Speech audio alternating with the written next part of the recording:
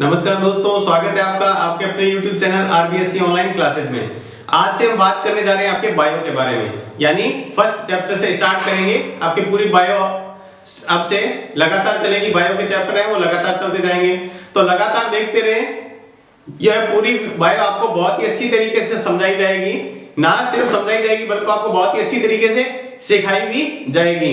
तो लगातार देखते रहे और विश्वास बनाए रखें कि आपको जो कोर्स है वो पूरी तरीके से और बहुत ही अच्छी तरीके से और बहुत ही आसान तरीके से आपको करवाया जाएगा। तो आज से हम स्टार्ट करने जा रहे हैं, वो है आपका पहला चैप्टर यानी पहला लेसन जो है भोजन एवं मानव स्वास्थ्य, यानी भोजन के बारे में बात करेंगे। संतुलित भोजन, असंतुलित भोजन, कुपोषण, इसके बारे में बात करेंगे और बात करेंगे मानव स्वास्थ्य के बारे में, यानी स्वास्थ्य पर इसका क्या क्या प्रभाव पड़ता है उसके बारे में, और कुछ बीमारियों के बारे में, यानी कुपोषण से और इनसे अगर कोई पोषक तत्व की कमी हो जाए तो उनसे कौन कौन सी बीमारियां हो सकती हैं। तो देख लेते हैं इस पाठ के कितने अंक हैं।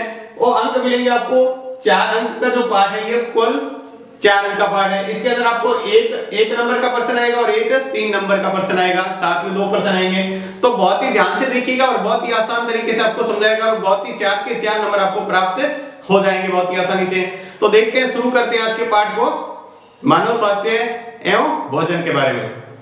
तो देख लेते हैं अपन इसके बारे में, जो हमने पाठ शुरू किया है इसके बारे में। तो सबसे पहले ये देखते हैं कि अपने भोजन के अंदर पोषक तत्व कौन कौन से हैं, यानी पोषक तत्व के बारे में बात करें, यानी भोजन के जो मुख्य घटक है, मुख्य घटक कौन कौन से होते हैं जो अपने भोजन के अंदर होने जरूरी हैं। क्योंकि अपने भोजन से आपको पता है शरीर के सारे कार्य करते हैं, वो कहां से करते हैं, अपन जो भोजन करते हैं उसका पाचन होता है और उस पाचन के द्वारा सभी भोजों को आवश्यक जो आवश्यकता होती है वो पूर्ति हो जाती है, जिससे अपने भोजन के सारे भोजन से जो सारे अंग हैं वो काम करते हैं। यानी अपना जो भी भोजन लेते हैं उससे अपने शरीर को क्या मिलती है, ऊर्जा मिलती है, उससे अपने सारे अंग क्या करते हैं, काम करते हैं। तो शरीर में जो भोजन लेते हैं, क्या कुछ भी चीजें खा ले तो ऐसा हो जाएगा? नहीं। तो अपने शरीर के अंदर जो मुख्य घटक हैं, यानी भोजन के जो मुख्य पोषक तत्व है, उन्हीं को लेने पर अपना शरीर पूरा काम करेगा और वो सभी के सभी अपने भोजन के अंदर है, तो शरीर बिल्कुल अच्छी तरह से काम करेगा। अगर एक भी भोजन की लगातार कमी हो जाए, एक भी पोषक तत्व की कमी होती जाती है, तो शरीर अपना कुछ भाग अपना क्या हो जाता है, सही काम ढंग से नहीं करता, यानी अपने बीमार पड़ जाते हैं। तो उसके लिए देखते हैं कौन कौन से पोषक तत्वों को भोजन के अंदर होने चाहिए। तो आपने नाम सुना होगा पहले, कार्बोहाइड्रेट, यानी एक कार्बोहाइड्रेट होना चाहिए भोजन के अंदर, प्रोटीन होना चाहिए, वसा होनी चाहिए, खनिज लवण होना चाहिए। खनिज लवण मतलब कौन से, जैसे अपन बात करते हैं आयरन होना चाहिए, ठीक है, इसके बारे में ऐसे खनिज लवण होना चाहिए, कैल्शियम होना चाहिए, ये विटामिन हमने पढ़ाई है, तो विटामिन होने चाहिए, तथा जल। ये जो पोषक तत्व अपने शरीर के अंदर होना बहुत ही आवश्यक है। अगर ये पोषक तत्व है तो अपना भोजन है वो संतुलित भोजन है, यानी बहुत अच्छा भोजन है।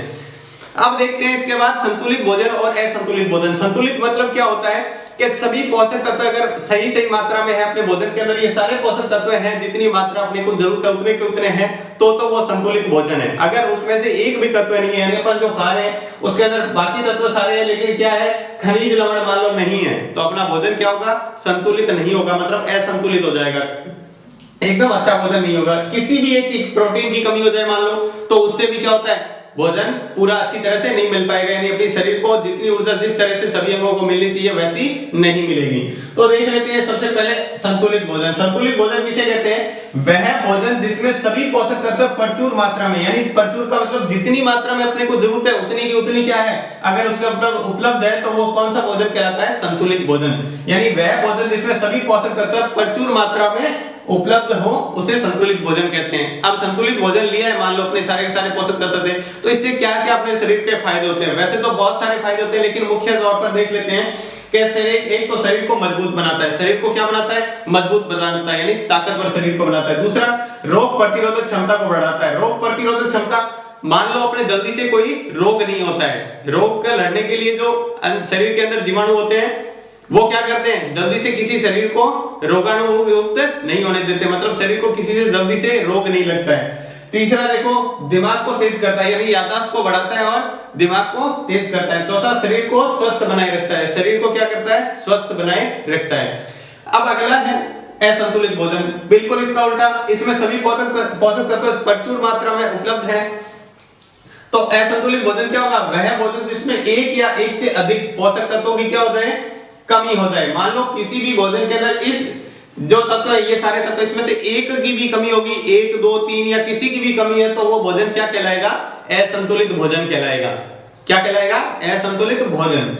तो असंतुलित भोजन से क्या होगा? लाभ तो होंगे नहीं, इससे क्या होगा? नुकसान होगा, यानी हानियां होगी। तो क्या क्या हानियां हो सकती है? बिल्कुल इसका उल्टा देखो, ये शरीर को क्या बनाता है? मजबूत बनाता है। ये शरीर को क्या बना देगा? कमजोर बनाता है। अगर आपको शरीर पोषक तत्व नहीं मिल रहे हैं तो शरीर क्या हो जाएगा? कमजोर हो जाएगा, उतनी ताकत नहीं रहेगी। रोग प्रतिरोधक क्षमता को बढ़ाता है, रोग प्रतिरोधक क्षमता को कम कर देता है, जिससे अपन जल्दी से क्या हो जाते हैं? बीमार पड़ जाते हैं, जल्दी से अपने कोई रोग लग जाता है। तीसरा है दिमाग कमजोर होना। ये देखो क्या था? दिमाग तेज होना। इससे क्या होता है? याददाश्त बढ़ती है, दिमाग तेज होता है। इससे क्या हो जाता है? याददाश्त कमजोर हो जाती है और दिमाग भी हो जाता है, कमजोर हो जाता है। और चौथा है शरीर को, ये है शरीर को स्वस्थ बनाए रखता है। असंतुलित क्या करता है? शरीर को अस्वस्थ बनाए रखता है, यानी लगातार आपको लगेगा कि मैं बीमार हूं, कमजोर हूं, आलस बना रहता है, तो वो क्या होता है? ये अस्वस्थ बना रहता है लगातार। तो ये हो गया संतुलित भोजन और उसके जो लाभ है, उसके बाद असंतुलित भोजन और उससे होने वाली हानियां। बहुत ही महत्वपूर्ण है, आपको एक एक पॉइंट से याद करना है, बहुत ही आसान तरीके से लिखा हुआ है तो आपको आसानी से याद हो जाएगा। इसके बाद आगे देखते हैं कुपोषण। यानी कुपोषण क्या होता है? कुपोषण असंतुलित भोजन की तरह ही है, लेकिन इसमें थोड़ा सा अंतर है कि असंतुलित भोजन में तो आपको एक बार भी मान लो भोजन लिया और उसमें एक भी तत्व की कमी रहेगी तो वो एक असंतुलित भोजन हो गया, अगर आपने एक बार भी लिया है। और कुपोषण का मतलब क्या होता है कि मान लो एक एक पोषक तत्व की आप रोजाना ऐसा भोजन ले रहे हैं जिसके अंदर मान लो एक प्रोटीन की कमी होती जा रही है, आप प्रोटीन ले ही नहीं रहे। प्रोटीन को क्या करना है? आपके भोजन में प्रोटीन है ही नहीं, लगातार कमी होती रही तो प्रोटीन की कमी से जो होने वाले रोग हैं आपको शरीर के अंदर जो जो नुकसान है वो नुकसान होते रहेंगे, तो उसे क्या कहते हैं? कुपोषण। यानी लंबे समय तक पोषक तत्व की कमी हो जाए एक से अधिक, तो वो क्या कहलाता है? कुपोषण। तो देख लेते हैं उसके बारे में। तो इसके बाद देख लेते हैं अपन कुपोषण के बारे में। तो कुपोषण देखो क्या होता है कि कुपोषण जो शरीर के अंदर पोषक तत्व है उनकी कमी हो जाती है। तो देखो किस प्रकार इसकी परिभाषा देख रहे हैं। भोजन में लंबे समय तक, यानी लगातार अपन रोजाना ऐसा कर रहे हैं बहुत लंबे समय तक, कुछ महीने सालों तक, अगर एक या एक से अधिक पोषक तत्व की कमी हो जाती है तो उसे क्या कहते हैं? कुपोषण कहते हैं। अगर लंबे समय तक एक या एक से अधिक पोषक तत्व की कमी हो जाती है तो उसे कुपोषण कहते हैं। अब देखो कुपोषण के प्रभाव क्या क्या है। विटामिन कुपोषण, यानी विटामिन की कमी से क्या हो जाता है? विटामिन कुपोषण। अगर प्रोटीन की लगातार कमी करे तो प्रोटीन कुपोषण। और खनिज जो तत्व हैं उनकी अगर लगातार कमी हो जाती है शरीर के अंदर लंबे समय तक तो उसे क्या कहते हैं? खनिज कुपोषण। तो ये हो गया कुपोषण के प्रभाव। तो सबसे पहले जो अपन देखने जा रहे थे विटामिन कुपोषण। विटामिन की कमी से कौन कौन से रोग होते हैं? आपने विटामिन बहुत पढ़े होंगे, ए बी सी डी, ये जो विटामिन है ई के, इनके बारे में पढ़े होंगे। तो देखते हैं इसके कमी से कौन कौन से रोग होते हैं उनके बारे में। तो सबसे पहले विटामिन ए। विटामिन ए आपने पढ़ा होगा रतौंधी रोग होता है, यानी आंख कमजोर हो जाती है। कई बार ऐसा होता है कि उसको रात में या तो ज्यादा प्रकाश होता है तब नहीं दिखता है, या रात में अंधेरे में नहीं दिखता है, बिल्कुल भी नहीं दिखता है। तो रतौंधी आपने बहुत बार सुना होगा। देखो विटामिन ए रतौंधी रोग होता है। विटामिन ए से कौन सा होता है? रतौंधी रोग होता है, जिसमें क्या होता है? प्रकाश में, बहुत ज्यादा लाइट में और रात में क्या होता है? दिखाई नहीं देता है। कई लोग ऐसे होते हैं जिनको रात में बिल्कुल दिखाई नहीं देता है। दूसरा है विटामिन बी1। बी1 को क्या कहते हैं? थायमिन। थायमिन की कमी से कौन सा रोग होता है? देखो नाम ऐसे पूछ सकते हैं, थायमिन की कमी से होने वाला रोग। तो देखो थायमिन की कमी से आप अपने को याद रखना है, B1 को क्या कहते हैं? थायमिन कहते हैं। कौन सा रोग होता है? बेरी-बेरी। बेरी-बेरी रोग में क्या होता है? हृदय की धड़कन जो नॉर्मल अपने कहते हैं कि 1 मिनट में कितनी बार धड़कता है? 72 बार। तो ये 72 बार धड़कता है तो इसकी धड़कन क्या हो जाती है? कम हो जाती है। ठीक है। और जो शरीर होता है, पेशियां क्या हो जाती है? तंत्रिका, जो तंत्रिकाएं होती है, यानी अपने शरीर को सभी अंगों तक जो सूचनाएं पहुंचाने वाला काम करती है, वो क्या हो जाती है? कमजोर हो जाती है। यानी एक तो क्या हो जाती है? हृदय की धड़कन कम हो जाती है, और दूसरा क्या है? पेशियां कमजोर हो जाती है। पेशियां और तंत्रिकाएं क्या हो जाती है? कमजोर हो जाती है, जिससे अपने शरीर के सभी अंगों तक सूचनाएं नहीं पहुंच पाती सही समय पर। तीसरा देखो राइबोफ्लेविन कौन सा होता है? B2। यानी पहले हो गया ए रतौंधी, B1 से बेरी-बेरी, B2 से देखो राइबोफ्लेविन। राइबोफ्लेविन B2 का नाम क्या है? विटामिन B2 का राइबोफ्लेविन। इससे रोग कौन सा होता है? देखो राइबोफ्लेविन याद कर लिया तो राइबोफ्लेविनोसिस। राइबोफ्लेविनोसिस, राइबोफ्लेविनोसिस कई बार पढ़ेंगे तो याद हो जाएगा। इसमें क्या होता है? मुंह की त्वचा, यानी मुंह के आसपास का जो एरिया होता है यहाँ से फट जाता है, यानी पपड़ियां बनने लग जाती है, यहाँ से फटने लग जाता है बहुत अच्छी तरीके से। और क्या होता है? जैसे अपने सर्दियों में ऐसा होता है कि त्वचा फटने लग जाती है, वैसा क्या होता है गर्मियों में इस विटामिन की कमी से कभी भी क्या हो जाता है, मुंह के आसपास की त्वचा फट जाती है और क्या हो जाती है, याददाश्त कमजोर हो जाती है, स्मृति की में कमी आ जाती है, मतलब याददाश्त ज्यादा नहीं रहती, धीरे धीरे कमजोर हो जाती है इस विटामिन की अगर लगातार शरीर में कमी होती रहे।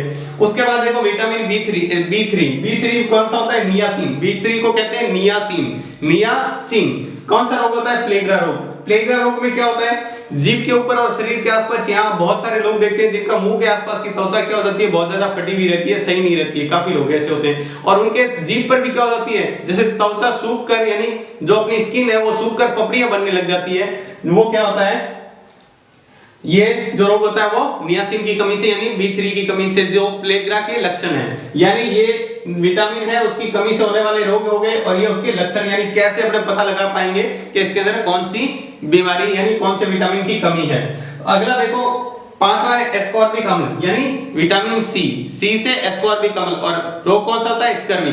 देखो सी से एस्कॉर्बिक अम्ल, सी से स्कर्वी, एस्कॉर्बिक अम्ल और स्कर्वी रोग होता है इससे। इसमें क्या होता है लक्षण, कैसे पता चलेगा, आप कई बार देखते हैं अपने जो दांतों के मसूड़े होते हैं उसके अंदर खून आता रहता है लगातार, कई लोगों के अपन दांत देखते हैं सामने से उसके लगातार खून आता रहता है, तो वो किसकी कमी से होता है, विटामिन सी की कमी से। और क्या होता है, त्वचा पर चकत्ते बन जाते हैं, त्वचा पर छोटे छोटे निशान जैसे धब्बे जैसे बन जाते हैं, वो किसका होता है, विटामिन सी की कमी से। सी की कमी, विटामिन सी का नाम क्या है, एस्कॉर्बिक अम्ल।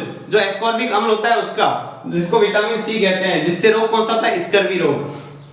उसके बाद अगला है चौथा कैल्सीफिरोल यानी विटामिन डी होता है, उसको क्या कहते हैं, कैल्सीफिरोल। विटामिन डी का नाम होता है वो है कैल्सीफिरोल, यानी इसकी कमी से कौन सा रोग होता है, रिकेटस। कौन सा रोग होता है, रिकेटस। पैरों की हड्डियां आप देखते हैं बीच में से अच्छी तरह से घुटने सीधे नहीं रहते, आपस में मुड़ जाते हैं, ऐसे आपस में ऐसे मुड़ रहे थे वो ऐसे आपस में मुड़ जाते हैं, तो उनकी वजह से जो रोग होने वाला है वो कौन सी कमी से होता है, विटामिन डी की कमी से। तो ये देखो विटामिन की कमी से होने वाले रोग हो गए। दोबारा से एक बार जल्दी से देख देते हैं। विटामिन ए की कमी से रोग होता है वो होता है रतौंधी रोग, और उसके लक्षण क्या है, आपको रात में अंधेरे में दिखाई नहीं देता है, ठीक है। दूसरा है विटामिन बी1 जिसका नाम है थायमीन। कौन सा रोग होता है, बी1 से बेरी रोग। इससे क्या होता है, हृदय की धड़कन कम हो जाती है और तंत्रिकाएं कमजोर हो जाती है। तीसरा है राइबोफ्लेविन, विटामिन बी2 का नाम क्या है, राइबोफ्लेविनोसिस। इससे रोग होता है मुंह और जीभ की त्वचा क्या होती है, मुख और त्वचा क्या हो जाती है, शरीर की त्वचा फट जाती है और स्मृति में क्या आ जाती है, कमी आ जाती है। तीसरा देखो नियासिन से कौन सा रोग होता है, प्लेग्रा रोग। कौन सा, प्लेग्रा, यानी बी3 का नाम है नियासिन, इससे प्लेग्रा रोग होता है। जीभ व त्वचा क्या हो जाती है, पपड़ियां बन जाती है, जीभ पर और त्वचा पर क्या हो जाती है, पपड़ियां बन जाती है। चौथा है विटामिन सी का नाम क्या है, एस्कॉर्बिक अम्ल, और इससे कौन सा रोग होता है, स्कर्वी रोग। ये मसूड़ों में क्या होता है, खून आने लग जाता है, जिससे अपन कह देंगे विटामिन सी की कमी है। या फिर क्या हो जाता है, शरीर पर धब्बे बन जाते हैं, चकत्ते बन जाते हैं, निशान बन जाते हैं, उससे क्या होता है, ये रोग होता है। तीसरा है, अगला है जो विटामिन डी का नाम क्या है, कैल्सीफिरोल। क्या नाम है, कैल्सीफिरोल। कौन सा रोग होता है, रिकेटस। कौन सा रोग होता है इसे, रिकेटस। और क्या हो जाती है, पैरों की हड्डियां यानी घुटने क्या हो जाते हैं, आपस में मुड़ जाते हैं। तो ये था। तो विटामिन कुपोषण के बाद में आप देख लेते हैं प्रोटीन कुपोषण। प्रोटीन कुपोषण किसे कहते हैं, विटामिन कुपोषण किसे कहते हैं, अगर शरीर के अंदर लगातार विटामिन की कमी हो रही है तो उससे क्या हो जाता है, विटामिन कुपोषण। और प्रोटीन कुपोषण किसे कहते हैं, अगर शरीर के अंदर लगातार अपने भोजन के अंदर लगातार प्रोटीन की कमी होती जा रही है तो उससे क्या हो जाएगा, प्रोटीन कुपोषण हो जाता है। सिंपल सा कोई परिभाषा नहीं है। प्रोटीन कुपोषण किसे कहते हैं, प्रोटीन की लगातार भोजन में कमी हो रही है तो उससे प्रोटीन कुपोषण हो जाता है। देखो प्रोटीन कुपोषण से रोग कौन कौन से होते हैं, दो रोग होते हैं, एक तो होता है क्वाशियोरकोर रोग और दूसरा होता है मेरस्मस रोग। नाम अच्छी तरह याद रखना, पेपर में बहुत ही महत्वपूर्ण है ये दोनों ही रोग, क्वाशियोरकोर और मेरस्मस रोग। देखो पेपर में क्या पूछेगा, क्वाशियोर रोग के कारण क्या है और इसके यानी लक्षण क्या है और इसके रोकथाम के उपाय। तो रोकथाम क्या हो गया, भोजन में आप प्रोटीन दे दो, क्या दे दो, प्रोटीन, तो रोग कम हो जाएगा, ये सही हो जाएगा। तो इसके लक्षण क्या क्या दिखते हैं, देखो बच्चों का पेट फूल जाता है, आप देखते हो छोटे बच्चों का क्या हो जाता है, पेट फूला रहता है, शरीर पतला होता है, बस पेट फूल जाता है। भूख कम लगती है बच्चों को, छोटे बच्चे होते हैं उनको क्या होती है, भूख बिल्कुल नहीं लगती। अगर प्रोटीन की कमी होती जा रही है फिर भूख लगना धीरे धीरे बंद हो जाती है। स्वभाव चिड़चिड़ा हो जाता है, मतलब बच्चे क्या करते हैं, चिड़चिड़े स्वभाव के हो जाते हैं जिनसे, और त्वचा क्या हो जाती है, पीली पड़ जाती है, सूख जाती है, नहीं सूखी हो जाती है, काली पड़ जाती है और धब्बेदार त्वचा प्रकार लग जाते हैं, छोटे छोटे धब्बे जैसे होने लग जाते हैं। तो उससे क्या होता है, ये क्वासियोर के लक्षण है, यानी इनमें से ये दिखेंगे तो आपको ये लगेगा कि प्रोटीन की कमी होती जा रही है शरीर के अंदर। तो आप लगातार प्रोटीन देते रहें। रोकथाम का उपाय क्या है इसका, कि लगातार प्रोटीन देते रहेंगे तो वापस ये कमी सही हो जाएगी। यानी बच्चों के पेट का फूलना, भूख कम लगना और स्वभाव चिड़चिड़ा होना, त्वचा पीली, शुष्क व काली और धब्बेदार हो जाती है, ये क्वासियोर के लक्षण है।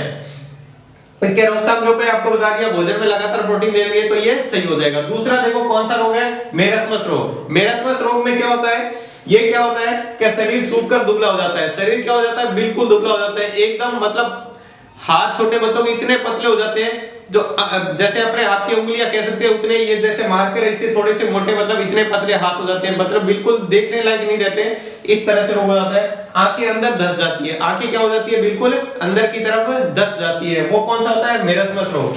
अब मेरस्मस रोग रोकथाम के उपाय वापस वही कि ये किसकी कमी से हो रहा है, प्रोटीन की कमी से। तो भोजन में वापस लगातार प्रोटीन देंगे तो ये रोग क्या हो जाएगा, सही हो जाएगा। तो ये था प्रोटीन कुपोषण। प्रोटीन कुपोषण किसकी कमी से होता है, प्रोटीन की कमी से। प्रोटीन कुपोषण से, प्रोटीन की कमी से दो तरह के रोग होते हैं, अच्छी तरह याद रख लेना। ये भी प्रश्न बनता है कि प्रोटीन कुपोषण से होने वाले दो रोगों के नाम, तो कौन कौन सा है, क्वासियोर रोग और एक मेरस्मस रोग। क्वासियोर रोग और मेरस्मस रोग दो तरह के रोग हैं। इसके लक्षण आपको बता दिए दोनों के, ये लक्षण अच्छी तरह याद रखना। और दोनों में से किसी का भी रोकथाम का आता है तो आपको एक ही लाइन लिखनी है कि लगातार भोजन में प्रोटीन से, लगातार भोजन में प्रोटीन लेंगे तो ये रोकथाम यानी रोग सही हो जाएगा। तो ये था प्रोटीन कुपोषण। तो अब देखते हैं अपन उसके बाद में खनिज कुपोषण, यानी कौन कौन से खनिज से क्या क्या होता है वो देख लेते हैं। तो जो आपकी परीक्षा की दृष्टि से महत्वपूर्ण है सर, सिर्फ अपना उतना ही पढ़ेंगे, जो फालतू काम की बातें हैं वो अपन नहीं यहाँ पर डिस्कस करेंगे, यानी बात नहीं करेंगे उसके ऊपर। तो देख लेते हैं कौन कौन से तत्व से क्या क्या होता है। तो सबसे पहला है सोडियम।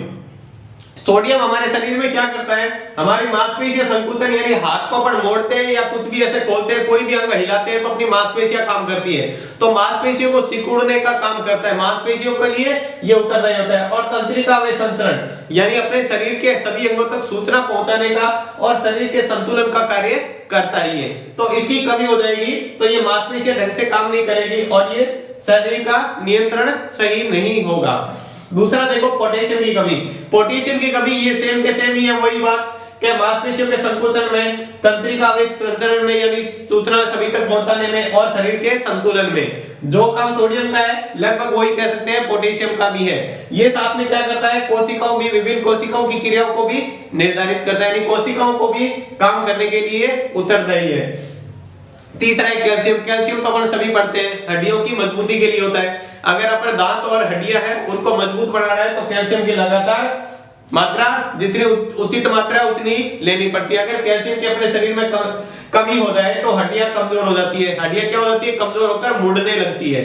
अगर आपसे पूछ ले कैल्शियम की कमी से क्या रोग हो जाता है, तो हड्डियां कमजोर होकर मुड़ जाती है और दांत क्या हो जाते हैं, कमजोर हो जाते हैं।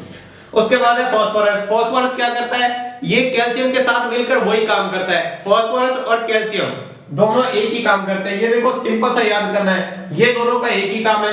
सोडियम और पोटेशियम दोनों एक ही काम करते हैं। क्या करते हैं, मांसपेशीय संकोचन का और तंत्रिका अवयव संचरण का काम करते हैं और शरीर के संतुलन का काम करते हैं। यही काम पोटेशियम करता है। और जो काम कैल्शियम करता है, देखो हड्डियों और दांतों को मजबूत बनाता है, वो पोटेशियम फास्फोरस भी वही करता है कैल्शियम के साथ मिलकर। ये भी कैल्शियम के साथ मिलकर क्या करता है, हड्डियों के लिए उत्तरदायी, यानी हड्डियों को मजबूत बनाता है, हड्डियों और दांतों को मजबूत बनाता है। पांचवा देखो लोह तत्व है।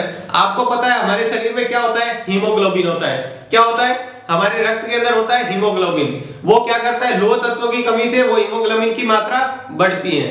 तो अगर उसको अपने शरीर में लगातार लोह तत्व की कमी हो जाए तो अपने शरीर के अंदर क्या हो जाएगा, हीमोग्लोबिन कम हो जाएगा, जिससे अपने शरीर के बहुत सारे रोग हो सकते हैं। ठीक है, तो यानी हीमोग्लोबिन किसके लिए, लोह तत्व से क्या बनता है शरीर के अंदर, रुधिर के अंदर, यानी रक्त के अंदर जो अपना खून होता है उसको रुधिर बोलते हैं। रुधिर के अंदर क्या बनता है, हीमोग्लोबिन का निर्माण इससे होता है। दूसरा है आयोडीन। आयोडीन से अपन सारे सुनते ही है, थायरोक्सिन हार्मोन का निर्माण करता है। ये क्या करता है, अपने शरीर के अंदर एक हार्मोन होता है जो अपन, ये जो हड्डियों को, रुधिर में हीमोग्लोबिन के बारे में और यहाँ थायरोक्सिन हार्मोन अगले सेकंड चैप्टर के अंदर बहुत अच्छी तरह से इसको डिटेल में बात करेंगे, तो आपको बहुत ही अच्छी तरह समझ में आ जाएगा। ये कि क्या हीमोग्लोबिन होता है, क्या इसके कार्य होते हैं, किस तरह से होता है ये, और ये थायरोक्सिन हार्मोन क्या होता है, क्या कार्य करता है, वो भी अपन अच्छी तरह सीख लेंगे। तो आयोडीन क्या करता है, थायरोक्सिन हार्मोन का निर्माण करता है। ये थायरोक्सिन हार्मोन क्या करता है, अपने शरीर के अंदर जो घेंगा रोग आपने सुना होगा उसको नियंत्रित करता है। अगर आयोडीन की लगातार कमी हो जाती है तो घेंगा रोग हो जाता है। घेंगा रोग में क्या होता है कि अपना यहाँ से गला बहुत ज्यादा सूज जाता है, बड़ा हो जाता है बहुत ज्यादा, तो ऐसा रोग हो जाता है। तो दो यहाँ पर महत्वपूर्ण पॉइंट है जो एक नंबर पर्सन के लिए बहुत ही महत्वपूर्ण है। पहला पॉइंट देखो क्या है कि लोह तत्व की कमी से रक्तहीनता, रक्तहीनता मतलब क्या कहते हैं, खून की कमी हो जाती है शरीर के अंदर, जिसे एनीमिया भी कहते हैं। अच्छी तरह याद रखना, रक्तहीनता को एनीमिया भी कहते हैं, यानी खून की कमी हो जाती है शरीर के अंदर। ये यहाँ पे लिखा हुआ है देखो, एनीमिया के अंदर क्या होता है, रक्त की खून की कमी हो जाती है, और चेहरा क्या हो जाता है, पीला पड़ जाता है, चेहरा बिल्कुल पीला पड़ जाता है और रक्त की कमी हो जाती है। ये जो लिखा है एनीमिया खून की कमी, इसके कारण लिखा है, ये थायराइड वाला अलग है। उसके बाद देखो आयोडीन की कमी से, आयोडीन की कमी से बताया, ये देखो इसकी कमी से होने वाला रोग है ये, यानी लोह तत्व की कमी से कौन सा होता है, रक्तहीनता या एनीमिया। एनीमिया किसे कहते हैं, खून की कमी हो जाना शरीर के अंदर।